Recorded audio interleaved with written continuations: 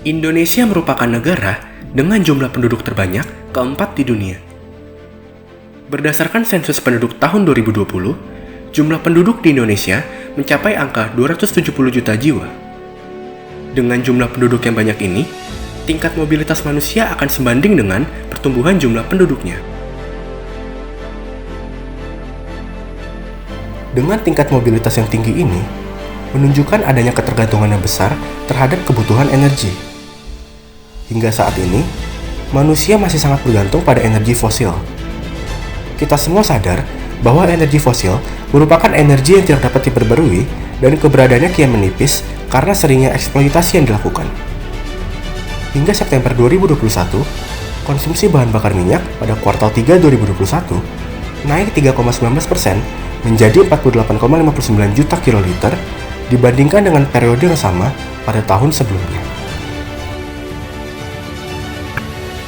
Baru-baru ini, pemerintah mengeluarkan wacana tentang adanya penghapusan bahan bakar kendaraan bermotor jenis Pertalite.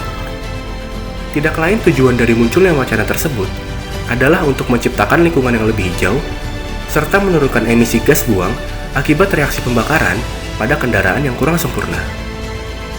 Selain itu juga, hal ini merupakan upaya pemerintah dalam mendorong masyarakat untuk lebih hemat dalam menggunakan energi, yakni mengurangi konsumsi penggunaan bahan bakar minyak dalam kehidupan sehari-hari supaya mampu beralih kepada energi yang ramah lingkungan.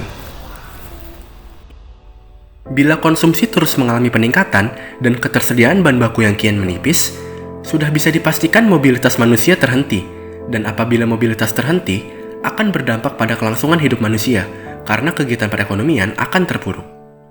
Maka dari itu, diperlukan sebuah terobosan guna mengatasi permasalahan ini. Salah satu upaya yang dilakukan saat ini adalah penggunaan baterai sebagai sumber energi yang ramah lingkungan. Teknologi baterai terbukti sangat ramah lingkungan karena bebas dari emisi gas buang.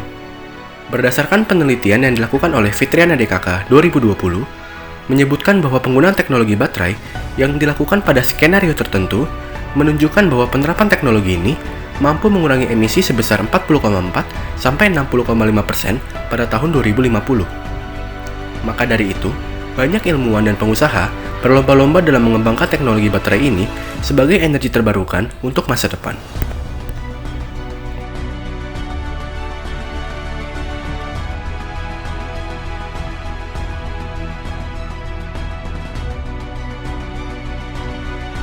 Salah satu aplikasi atau penerapan teknologi baterai ini adalah digunakan sebagai sumber energi skuter listrik yang terdapat di salah satu tempat wisata di kota Surakarta. Hal ini tentu saja menjadi daya pikat tersendiri bagi wisatawan karena mampu memudahkan pengunjung dalam berkeliling di kawasan situs atau tempat wisata tersebut.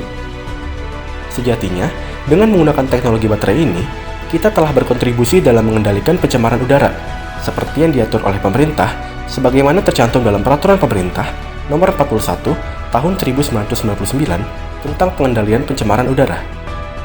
Karena baterai telah teruji sebagai sumber energi yang bebas emisi.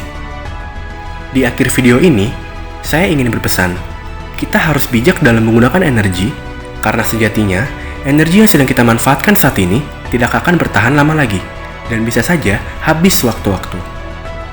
Kita sebagai generasi muda penerus bangsa ini, harus mampu berinovasi dalam mengembangkan energi baru dan terbarukan yang ramah lingkungan.